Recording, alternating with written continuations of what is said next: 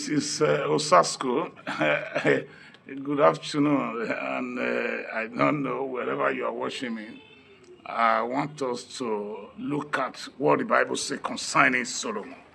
Solomon, you know, he says something. He said, all these things, they are vanity upon vanity.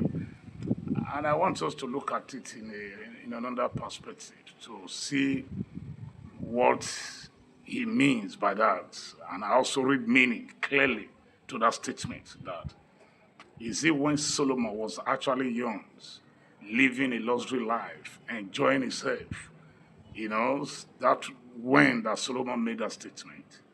Or is it when Solomon's are already, see himself as a old person and the old age are already catch up with him? Yes, is it when, you know, he actually written, that word, that all these things, they are vanity upon vanity.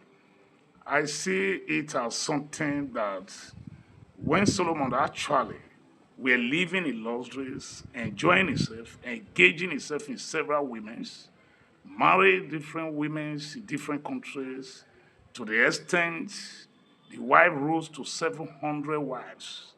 Not only having wives, I also have concubines. The number of concubines was 300 concubines. So I look at it, is it when Solomon was actually, tantalizing himself with those women and living in a very top as the youngest king in the world, richest king in the world, the wealthiest king in the world as at that time. Even till tomorrow, nobody has break Solomon record. The record of Solomon is the extremes that no one will ever be able to break Solomon record because the weight of Solomon is short. It's too much. So now Solomon never say that kind of statement when he was enjoying himself, when he was living in luxuries, enjoying himself. So at the end when Solomon now get old, the urge is no longer theirs, the immune system is not telling on him, and all those things, he was not be able to do those things that he was doing when he was young. Now Solomon became an old man, an old person. You know what I mean?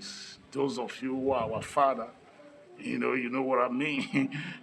So those of you our fathers, the thing you were doing when you were young like us, it's not possible for you to be doing it. It's like at this time at that time that you have gotten to that age, you begin to look at yourself to say, oh, what was the essence of me strongly accommodating, doing the. So that is what I read in Solomon, in the life of Solomon.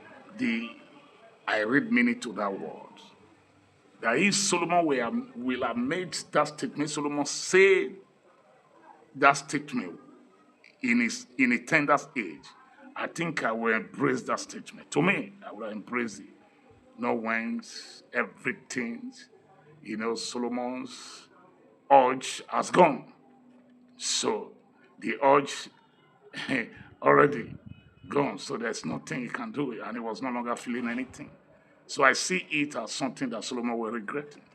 So that is the reason why I want us to look at it in my perceptions. That is how I see it.